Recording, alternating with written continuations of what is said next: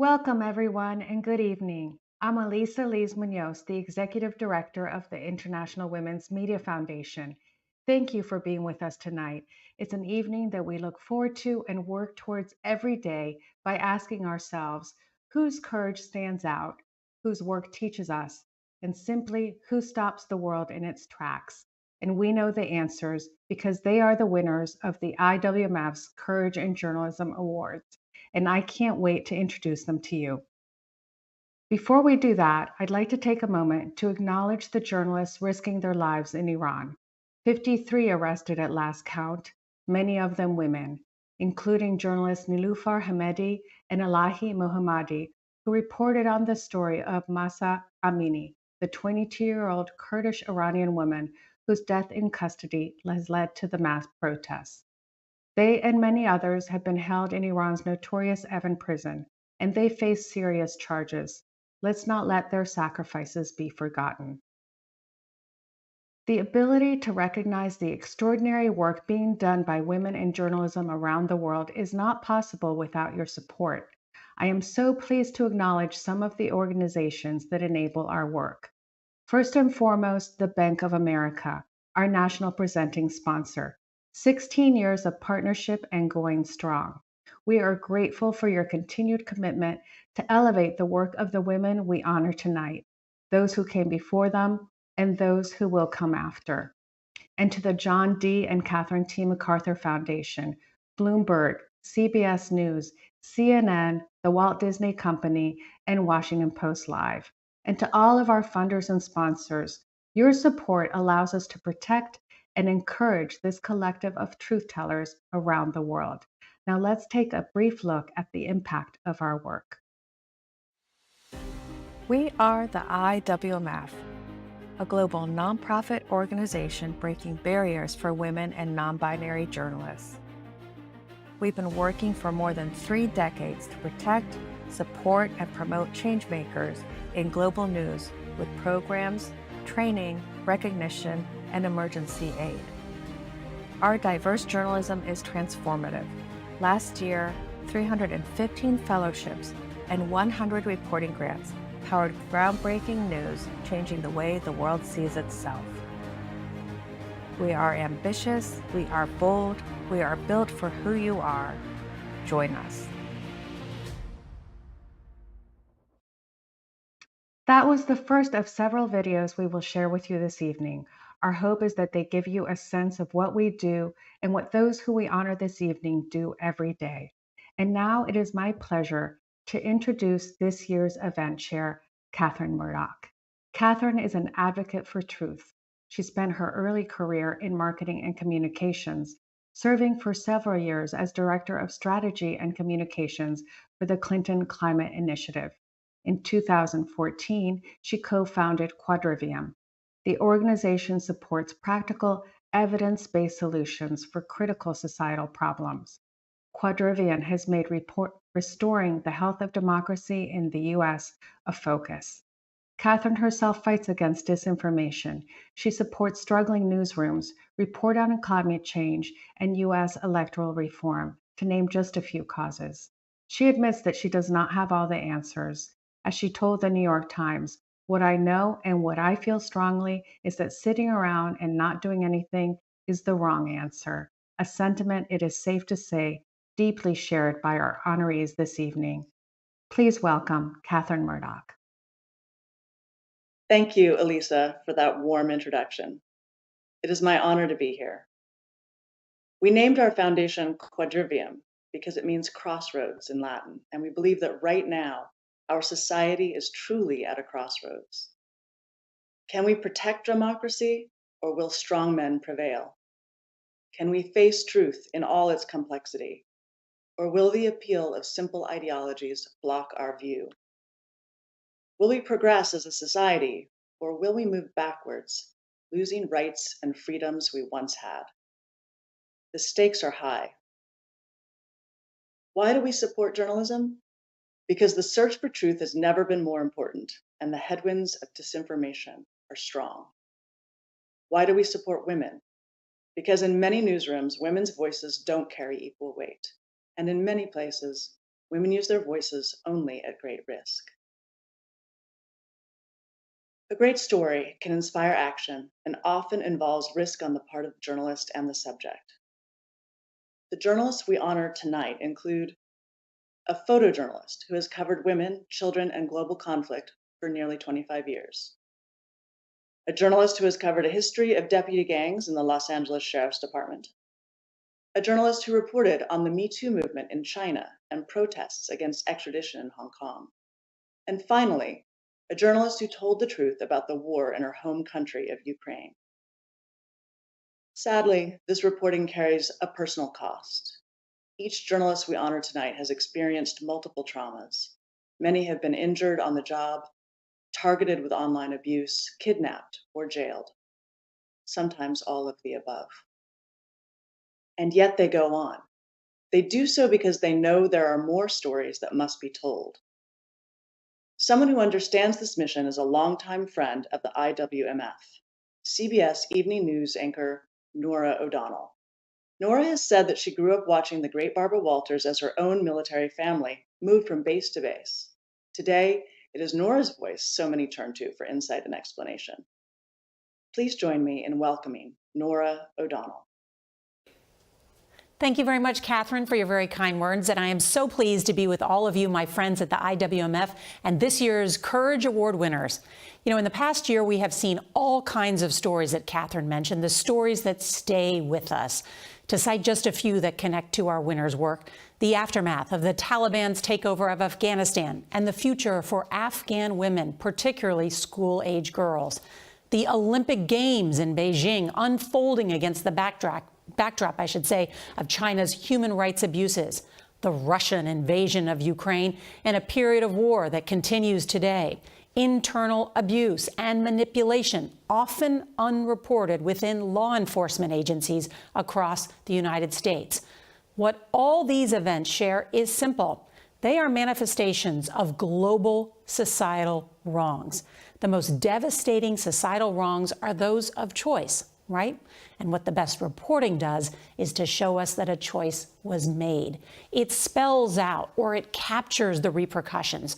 The stories the women that we honor tonight bring to light were astoundingly difficult to report. They did not produce them alone, as I can attest, because it does always take a safe, smart team of support. But these women are the leaders. They are at the helm, and it is their career and their life that is on the line. They do not turn away. So tonight, the IWMF lets them know they are not alone. Their work is appreciated, and we are all the better for it. I'm now pleased to introduce our first honoree. In her book, It's What I Do, it's a great book, American photojournalist Lindsay Addario wrote that at the start of her career, she became fascinated by the notion of dispelling stereotypes or misconceptions through photographs, of presenting the counterintuitive. Well, you may be familiar with Lindsay's work, and you may not even know it. It'd be hard to follow international conflict and not have seen her images. You may remember a recent photo she took. It was March of this year in Ukraine. It captured a family of 4 killed by mortar fire. Russian President Vladimir Putin claimed he was not targeting civilians, but the family was on a civilian evacuation route outside Kyiv, and so was Lindsay. Her photograph was published on the front page of the New York Times. It was on our broadcast. Even talking about it right now, I get the chills. It was not the first time we'll see her work, and it won't be the last. In the past 2 decades, if there has been a humanitarian crisis or conflict nearly anywhere in the world, chances are Lindsay was there. She has been kidnapped twice and been dismissed, harassed, harangued, and more. And yet she sees her job as a privilege. Here is more of Lindsay's work.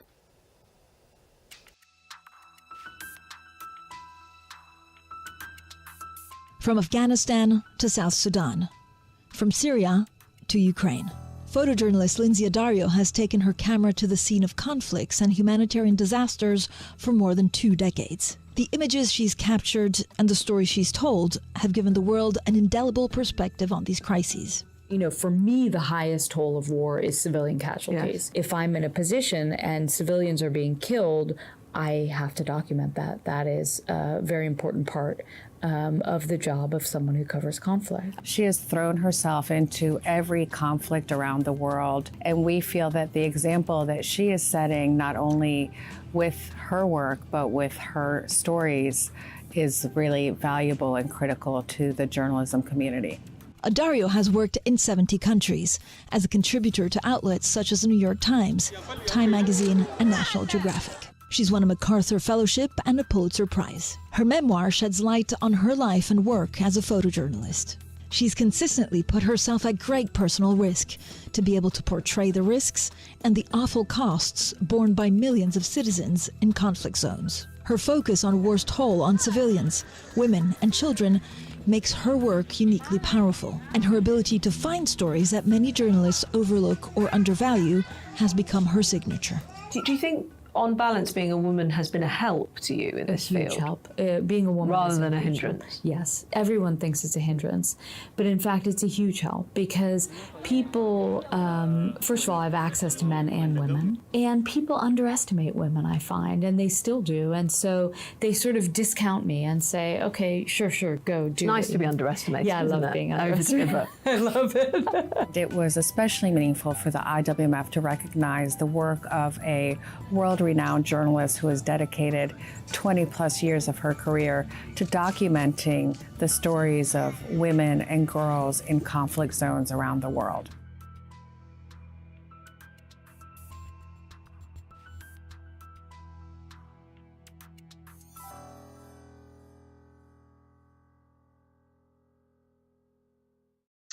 So I want to thank the IWMF for this incredible honor. I'm really grateful to be recognized with this award. And first and foremost, I'd like to start out to thank all of the fixers, local journalists around the world, drivers, translators, who have often risked their lives to help me tell these stories and to help me open up their worlds to me and people in their communities, to gain access to people in their communities. So without them, I would absolutely not be able to do this job. A huge thank you to the New York Times Magazine, of course, Kathy Ryan, Megan Loram, Michelle McNally, who is no longer with us, and to National Geographic, Whitney Johnson, over the years, Sarah Lean, so many others who have really made it possible for this work to be seen. So without your backing, I wouldn't be able to do any of this work. And so I really appreciate your support. I think it's really important to talk a little bit about press freedom to make sure that we never lose sight of how important freedom of speech is and how important the work of journalism is to keeping the world aware of what's going on and to have perspective. There are so many journalists behind bars who have been killed or who have had their lives almost taken from them just because of the work they do. So it's important that we keep that pressure on to keep freedom of speech available around the world. And lastly, gender equity. I think, I hope one day we don't have to have an award solely dedicated to women. I have always said throughout the last 25 years that I hope one day there will be an equal number of women and men working both in conflict and in journalism throughout. And ideally one day that will happen. So thank you so much. The IWMF is a lifeline for journalists in times of crisis, no matter the location and no matter the need. We must keep women in the field to hear the stories that matter most in our world.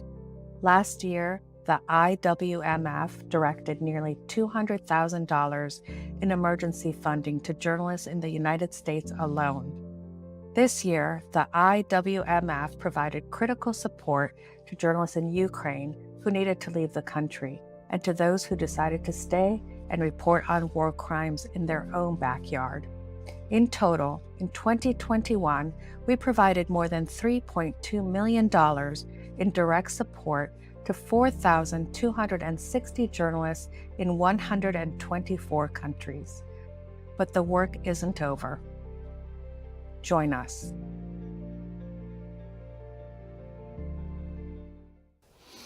A Los Angeles sheriff once said he wanted our next winner gone. Why? Well, in March of this year, Cerise Castle published a 15-part series for Knock LA titled A Tradition of Violence, the history of deputy gangs in the Los Angeles County Sheriff's Office.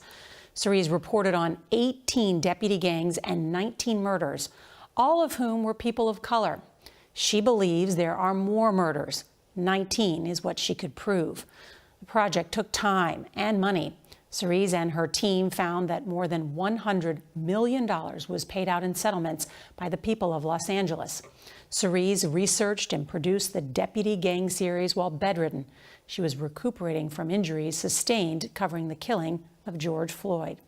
Cerise has since bonded with the families of those affected by deputy gang violence. She told a colleague during a 16-hour day, "I can't look these people in the eye and not try my best."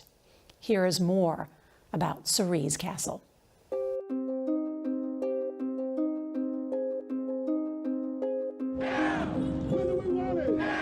When protests over the killing of George Floyd swept across the U.S. in 2020, Los Angeles-based multimedia journalist Cerise Castle went out to cover the uprisings that filled the streets of her city. Police armed with so-called less lethal weapons clashed with protesters. One of the officers fired a rubber bullet directly at her. Although I identified myself as press, I was shot, and the resulting injuries landed me in the hospital. While I was bedridden, I started researching the history of the gangs in the Los Angeles County Sheriff's Department. Cerise Castle thought she had material for one article, but as she continued to dig, she found more and more evidence linking killings by police to deputy gangs. After several legacy news outlets turned down her pitches, her work appeared as a 15-part series published by nonprofit community journalism project Knock LA. Cerise stood out to the IWMF because of the incredible courage as a freelancer that it takes to hold one of the largest local police enforcement agencies in America to account. Her 15-part series that she produced and wrote on her own is exposing atrocities by this agency, the murder of 19 men of color, the payouts of $100 million from Los Angeles County to the victims' families, and all of this without the backing of a major media organization. Since her series appeared, it sparked community engagement on the issue of police deputy gangs and led to public hearings before a civilian oversight commission. And it's changed Cerise Castle's life as well, but not all for the better. Immediately after I released the first part of the series, I began receiving death threats. I regularly receive threatening messages on my social media. She's had to hire security guards to protect her while she does her job, and she's had to invest in a bulletproof vest. She's faced retaliation and harassment from the department whose misconduct she exposed. When I attempted to attend a press conference featuring the Sheriff's Department, I was detained. It's so critical to hold police departments to account and to fight the narrative that is coming from their communications agencies. And Cerise's example should really be used by other journalists to report on their own what they see police doing behind the scenes.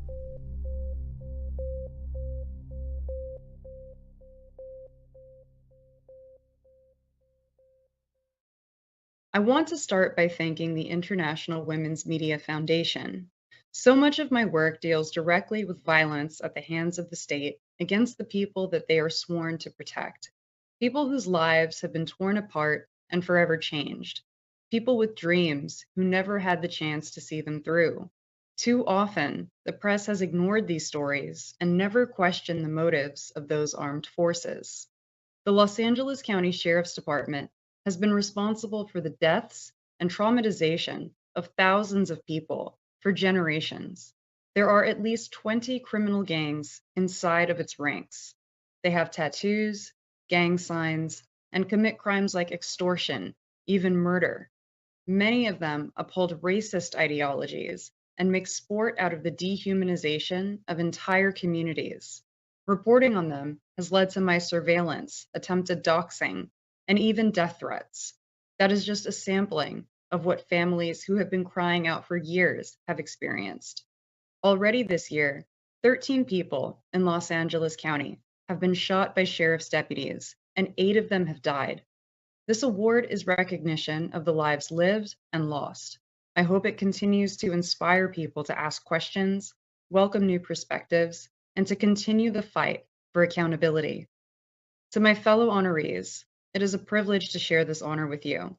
To all of my editors, thank you for never wavering during the late nights, missed deadlines, or when things got dangerous. To our research assistants, your time and dedication is invaluable. To Ricky, thank you for making the data make sense. To my attorney, Susan Seeger, thank you for never backing down from a fight. To my girlfriend, Brittany, thank you for your unwavering support and your patience. This work is literally not possible without you, and it's a blessing to have you in my life. Thank you again to the IWMF, and thank you. Keeping journalists safe is always important, but violence doesn't just happen physically. With the spread of dis and misinformation, being a journalist online has never been more challenging. Plus, women and non-binary journalists endure additional layers of abuse just for being who they are. That's why the IWMF offers both digital safety training and mental health grants. Because we believe the public needs news it can trust. And that requires keeping journalists safe wherever they are. Learn more at iwmf.org.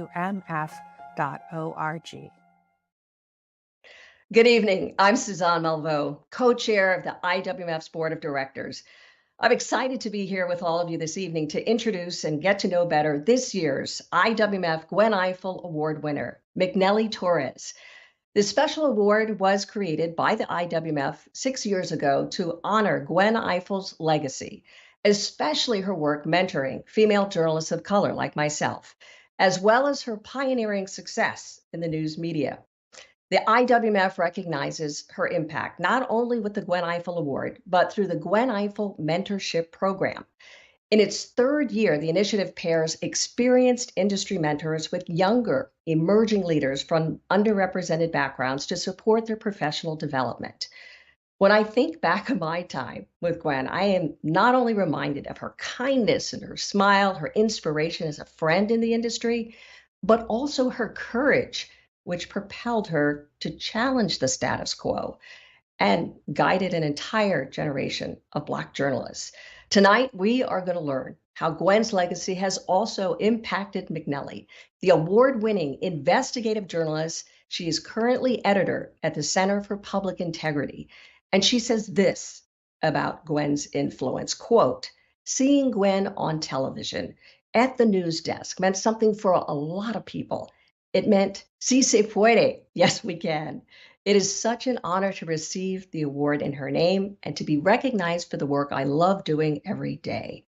So, without further ado, I'm pleased to introduce McNelly Torres.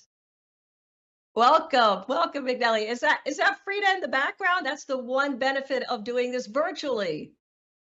Yes, thank you so much for having me. That is Frida. I love her. I'm a big fan. We all love her. Tell me, first of all, what was Gwen's influence on your career? How did she impact how you saw your opportunities? You know, I was never honored to meet her. You know, to before she passed away. I was really sad when she passed away. I had no idea that that she was sick. But to me, she was such a great role model. Just to watch her on TV, being there, the first Black woman to be on network television. And she had this huge legacy of, mentoring and helping, women of color in the business. And I do have mutual friends with her. So I always heard a lot of great things about her. And, to me, just watching her on TV meant a lot, meant a lot. And you are really just a trailblazer and a force to be reckoned with in of yourself.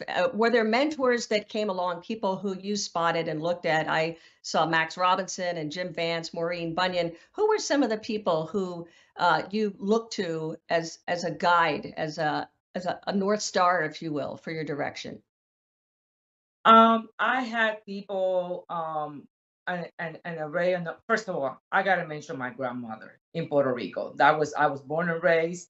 And I think grandmothers are the best. My grandmother was ahead of her time. She was a feminist ahead of her time. She followed politics. You know, I just grew up reading newspapers in her lap. So, and she was a fighter, and she had that fighting spirit. And she always told me, you need to educate yourself. You need to be independent. You need to be an independent thinker. Don't let anybody, cloud your mind.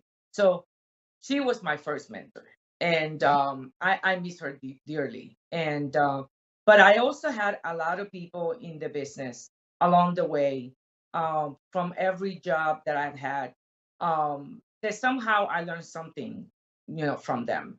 But I have in the investigative world, thanks to the Investigative Reporters and Editors Organization, where I've been very active for many years, and I also serve on the board. Manny Garcia, Ron Nixon. I have a multiple of people that I really, really look up to and help me along the way, and I am very grateful for Your that. your work is extraordinary in the investigative field, and you have trained thousands of journalists in the United States, the Caribbean, and Puerto Rico, et cetera. And this has really been your emphasis, whether it's consumer rights, education, government, and crime. Why is it so important that there is Latino representation in investigative journalism? What have you discovered? Why do we need more Latinos in news? Well, we all know that the Latino population in the United States, is huge, and we are not monolithic. So we come from different places, from different backgrounds. The Spanish we speak is different. So we need more Latinos because that will make the stories better. You will see more representation in newsrooms across the nation, and I believe in that. Do you think that you've already seen a difference in the industry? We know there's a big emphasis now on diversity, equity, inclusion. And of course, when you put on the skeptic or the journalist hat, you ask, how long is this going to last? Is it fleeting here, or are we putting down some real roots in terms of changing the industry to make the industry more reflective of society? I've seen this. I've been doing this now for 20 years, plus, and I've seen the cycles. And the cycles, something happens, and there's a reaction. There's always the industry is always reactive, right? And then things come down. They say, "Oh, diversity. We care about diversity," and then start hiring people. But I've seen a lot of mistakes along the way, and that's why now I talk a lot about it takes a village. It's not only hiring people, it's supporting them, it's giving them the tools that they need to succeed, right? To be successful in this career. But also, to me, diversity means nothing if you don't have equity, justice, and power. We need to be in the table where the decisions are made. Absolutely. And the mission of the Center for Public Integrity, this is one of the country's oldest nonprofit news organizations. It's interesting how it has changed because initially it really was about exposing and taking on abuses of power dealing with the government and corporate interests. But now specifically, you are talking about really unveiling inequality in our society. How do you do that? What is that focus about? How do you expose inequality? And what kind of journalist training is required for that? Yeah, we need all kinds of trainings to produce this kind of journalism. But to me, being at public integrity right now is very important. That's why I'm here working with my colleagues because inequality is a topic that is very important. I was raised by a single mom. So I know what it's like to be poor. I grew up poor in Puerto Rico, the oldest of three girls.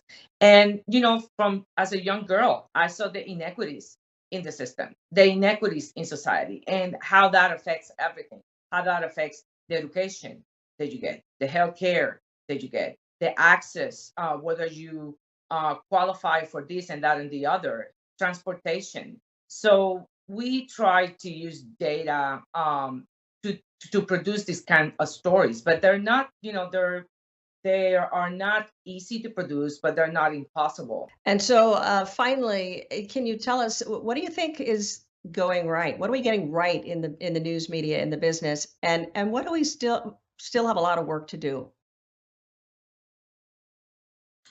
Well, I think that what we are getting right is that we are hiring people, more people of color in the newsrooms. I just think that, again, giving people the tools that they need to be successful, that has always been a challenge. I think also that the way that the media is covering what's happening in our country right now, I have, issues with that. It doesn't sometimes, the way that people of color still are being portrayed by the media is just not, there's not there's no equity. And I think that is a reflection of the fact that there are not enough editors, there are not enough executive producers and producers. There are people of color because they understand the communities, they understand the issues at a more perfect level than other people. Sure, sure. A lot of work that still needs to be done, and some sensitivity, obviously, around those issues, particularly in representing and covering various communities. Finally, McNelly, any advice that you want to give our young aspiring leaders, journalists that are part of this program, and really working very, very hard in trying to expose some of those inequities? Never let anybody discourage you when you want to do something. Surround with different kind of people that can help you. Create a network. Again, it takes a village, right? So try to surround yourself to have a network that you can go to for this and that and the other.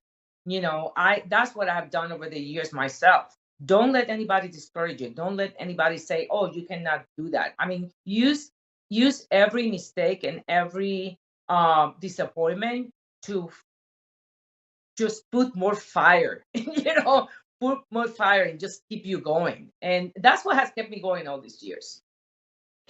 Well, we are so honored to have you part of our network now. Welcome to our network. We're going to be part of your network. Thank you so much, McNelly Torres. Really appreciate it. No, thank you. Thank you for spending time with me. Congratulations to McNelly Torres. Well, it is now time for the Wallace Annenberg Justice for Women Journalists Award. It is presented annually to a woman journalist who is unjustly imprisoned. Shu-Chin Wang, known as Sophia, is an activist and investigative reporter covering human rights and gender inequality in China. For several years, Sophia watched the Me Too movement sweep the U.S. and take root in other countries. Why, she wondered, was there silence in China? Sophia bravely shared her own story of sexual harassment. She also created an anonymous online poll to ask if other women journalists experienced anything similar. More than 80% said yes. Sophia went on to report a high-profile case of sexual harassment. It received more than 3 million views on the day that it ran. Well, in 2019, she traveled home from her home in Guangzhou to Hong Kong to report on the peaceful protests against the new extradition law. Sophia wrote, quote, "Information and news can be blocked, and reality and truth can be distorted. But having personally experienced it and witnessed it, you can't pretend to be ignorant." Well, in October 2019, she was detained for 3 months. 2 years later, in September 2021, on the way to begin graduate studies abroad, Sophia vanished. It is believed that she is being held in one of China's black jails on charges of inciting subversion of state power. The IWMF's recognition of Sophia is a call for justice on her behalf. We call for her release so that she can be reunited with her family and continue her critical reporting. Journalism is not a crime.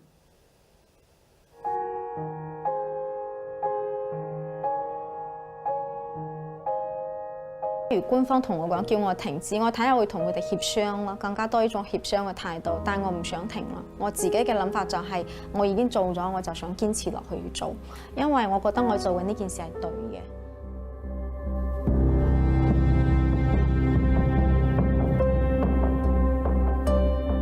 As the Me Too movement was gaining global recognition in October 2017, Chinese journalist Sophia Zhu Huang conducted a survey on women journalists in the country who had experienced sexual harassment. Based on this survey, an official report was released in March 2018, kickstarting China's Me Too movement and revealing widespread sexual harassment in Chinese journalism. She is very brave to report the truth, to show the truth of the Hong Kong movement.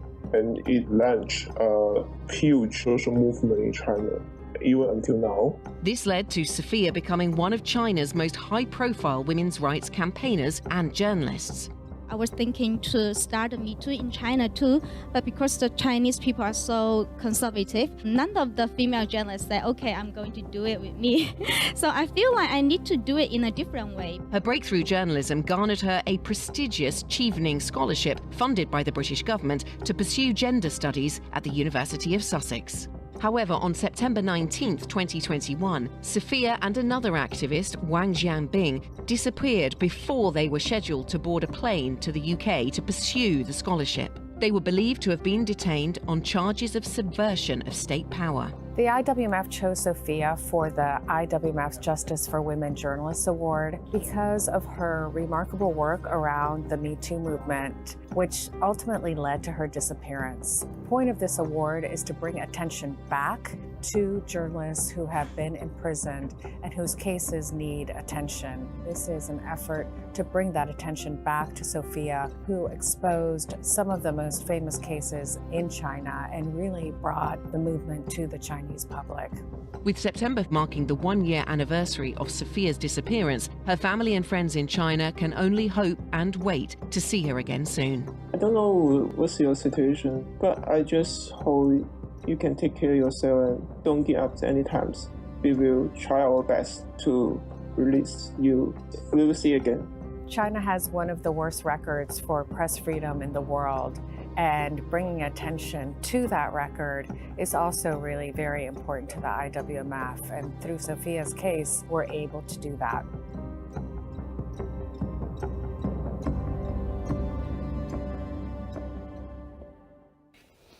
The IWMF received the following statement from Sophia's family and friends to mark the receipt of this honor. As friends of Sophia, we believe that if she were here receiving the Courage in Journalism Award tonight, she would express gratitude for the IWMF and then acknowledge her friends and peers for their pursuit of justice and democratic rights in the face of increasing censorship. Sophia believes in the importance of acknowledging unsung heroes, which is critical to change the current societal state in China. The processes of social change must be aligned with the collective's imagined outcome. A second point that Sophia would make is that journalism is not a crime, a statement that she wrote on a piece of paper she managed to smuggle out of the detention center where authorities first detained her for 3 months in 2019. This is something that she deeply believes in and continued to speak on both in writing and at speaking engagements. Through example, Sophia has demonstrated that a journalist's responsibility is to speak out and to renew hope when despair overwhelms. An investigative journalist who spent the first part of her career uncovering political corruption and abuses in South China at a time when this work was still tolerated by the Communist Party, Sophia is a shining example of journalism that gives voice to the marginalized and holds people to account. These values fuel the reporting and advocacy work that Sophia has undertaken, helping to kickstart China's Me Too movement. It is this kind of work that eventually landed Sophia on the Chinese authorities' blacklist. Her friends and peers in China and around the world are hopeful that one day Sophia may be free and be able to accept this award on her own accord, as well as other journalism honors, which she deeply deserves. That was beautifully said, and our thoughts are with Sophia and her family. We have come to our final Courage Award winner this evening. Victoria Roshina is a freelance journalist working in her home country of Ukraine. On March 11th, she published a report on her life in Endohardar, the city next to the Zaporizhia nuclear power plant. She wrote about being shot at and shelled by Russian tanks despite traveling in a car marked press.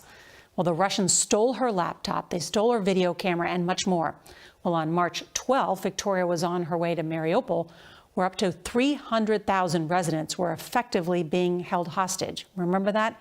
Well, then she was seized by the Russians.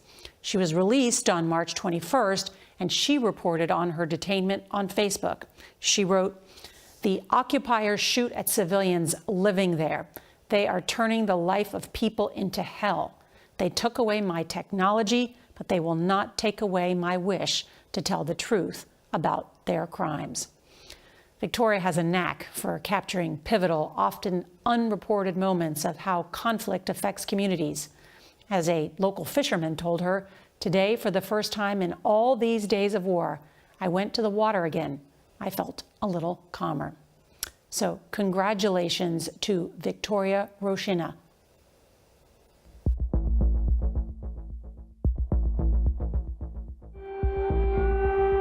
The world watched in horror as the Russian invasion of Ukraine began in February of 2022. In the months since, Ukrainian journalists have worked tirelessly at great personal risk to tell the story of the war. Among them is freelance journalist Victoria Roshina, who since the war's outbreak has been reporting from Russian-occupied territories. She's the only Ukrainian journalist I know who's been reporting from the occupied territories for one of the most respected, if not the most, to me, the most respected newspapers in Ukraine, Ukrainskaya Pravda, Ukrainian Truth. Despite being detained twice by Russian forces, once for almost 2 weeks, Victoria has not backed down and continues to report from the front lines. Instead of going back home to Kyiv, she just found a way. She borrowed money. She got herself all the equipment she needed to go back to the field and continue to report on the front lines. By now, it's been more than half a year. Victoria Roshina has hardly left the front lines. One of the reasons that we selected Victoria for the Courage in Journalism Awards was her extraordinary bravery, the strength that it takes to run towards danger, knowing full well what the consequences might be, really made her stand out. We wanted to recognize her also as a symbol of recognition of the incredible work that Ukrainian journalists are doing covering their own conflict. From the start of the war, Victoria has continued to hold power to account by reporting on what is happening to her fellow Ukrainians. She asked the driver to take her to where Russian tanks were, and Victoria, without any weapons, she goes to the area where tanks are fighting, and she wants to see that battle with her own eyes. It's so important to have journalists on the ground in Ukraine and to have local journalists on the ground. They are the ones that are documenting the atrocities that are taking place, and ultimately their record will be used to hold people to account, which is what journalism is meant to do. There is an expression in the Russian language, the only warrior in the field, and she's that warrior.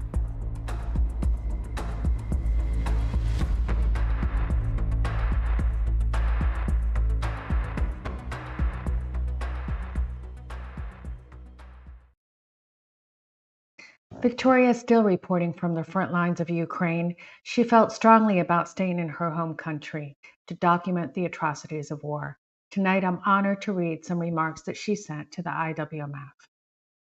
"I am Ukrainian, and I have never felt the value of these words as much as now. Since February 24th, the life of every Ukrainian has changed. Russia and Vladimir Putin launched a full-scale war against our country. Almost every citizen became a soldier, including journalists, warriors of the information front. We have remained faithful to our mission to convey the truth to the world, countering Russian propaganda. Unfortunately, many journalists have died. I want to dedicate this award to them. After all, they died in the fight for the truth, trying to record Russian crimes. I thank them." Freedom is expensive, said the murdered Russian opposition leader Boris Nemtsov in one of his last posts. The Russian occupiers are encroaching on freedom, trying to silence the most active Ukrainians. When representatives of the FSB of the Russian Federation held me captive for a week, I dreamed of the opportunity to continue my work. I understood that they were afraid of objective coverage of the war. I also want to thank all of the foreign journalists who covered the war and show the world the crimes of Russia. I beg you not to stop. And I ask all journalists to protect themselves because courage is always second to danger and risk. I saw the eyes of the occupiers. They do not have the will and will never have the same fire as the Ukrainians because they lack motivation. They are fighting on Putin's orders, and we are fighting for our independence. And we will win. Glory to Ukraine. From all of us at the IWMF, congratulations, Victoria, and please stay safe. Today's early career journalists are tomorrow's newsroom leaders. The opportunities they receive today will determine if and how long they stay in the industry.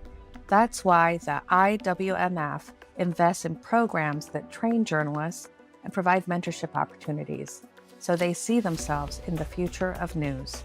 From supporting Afghan women in exile to developing inclusive safety trainers to mentoring women of color, we know these voices and these identities matter. The IWMF wants to change newsroom culture to be more protective, inclusive, and diverse. Join us.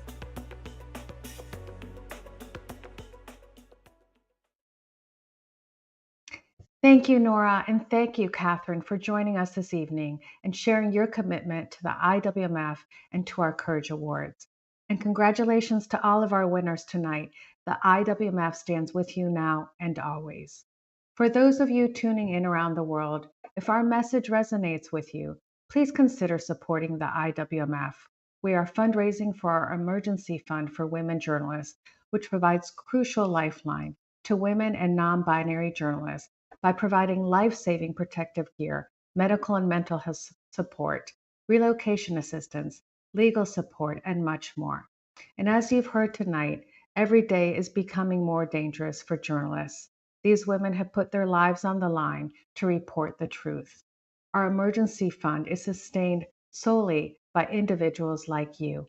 And tonight we ask you to consider supporting the IWMF however you are able. To date, the IWMF has honored more than 100 groundbreaking journalists in 56 countries with the Courage Awards. Many of our objectives, the most important one, is letting these women know that they are not alone. They are supported and their work matters.